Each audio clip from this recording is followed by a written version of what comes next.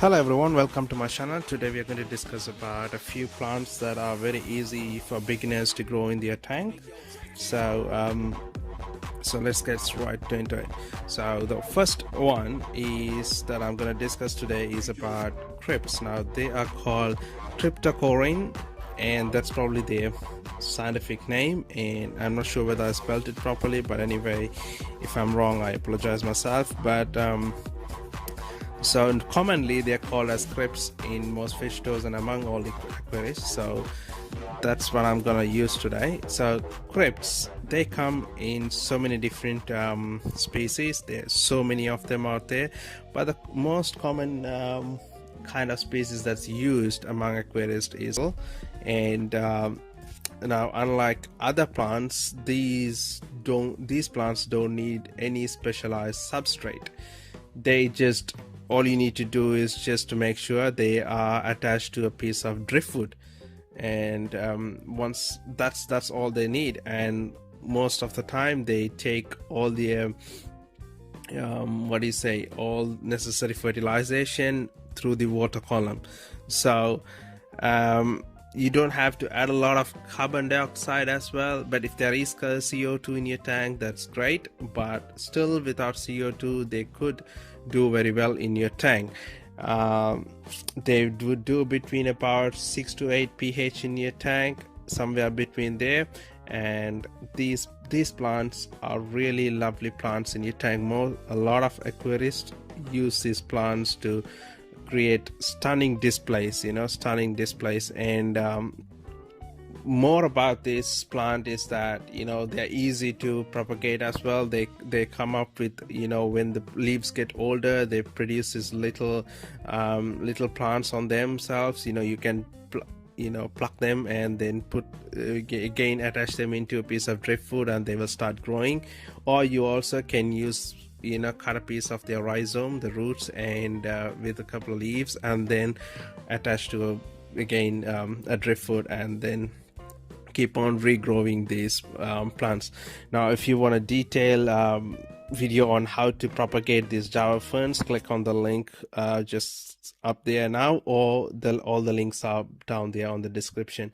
So that's going to give you a detailed description of how to propagate these plants and care for these plants. That's about Java fern. The next plant that you're going to look about is now African water fern.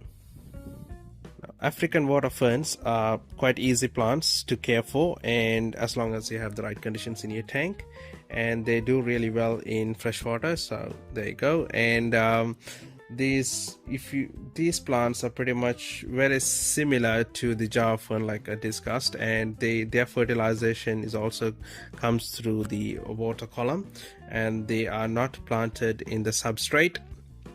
You need to you need to basically tie a piece of the rhizome or the roots, what I would say, the thick part, cut a piece of that, and then tie it into a piece of driftwood or even rock, and they will eventually start to grow. So that's pretty much the same way as you would propagate Java ferns. So if you check my video on how to propagate Java ferns, so this is pretty much the same way you do it as well.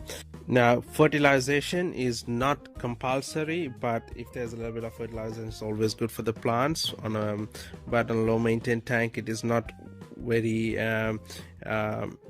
important. The waste from the fish would be sufficient, but a little bit of CO2 or and other fertilization would definitely help plants to flourish in your tank. Now these plants do really well between a temperature of about 68 to 80 degrees Fahrenheit, and they are again like good for low lighting tanks, not for high-tech tanks. They're okay for high-tech tanks, but they are also very good with low lighting. And pH again between 6 to 8.5. So these ferns, they do really need very minimal care once they've established, and easy to grow and look really lovely in your tank as well. So looking at our next plant, Amazon swords. These are extremely very good plants. Yes, they are great for beginners as long as solid fertilization. As long as you provide solid fertilization, these are great plants to have in your tank. And now the only thing I would say is these plants do grow really big, so this is definitely a no-no for a small tank. You need to have really big tanks, something like 75 gallons or maybe a little bit more than that, for to maintain these plants, because they become somewhere about 30 inches or more, their leaves, so you need a big space. Now the rooting also go right deep into the substrate, and they provide a lot of rooting, so you need minimum at least 3 inches of substrate thickness. And they do very well in high lighting, moderate to high lighting, I would say. Low lighting is basically they won't do good at all. You need good lighting for the tank. As long as you can provide all these, they would do very well. Root tabs are a must for these plants. Like, if you want these plants to flourish, you need to provide these. You need to give the root tabs, and they also take in fertilization through the water column. So liquid fertilization, if you can provide, that'll be great. CO2, yes, you have to have CO2 for these tanks, for these plants.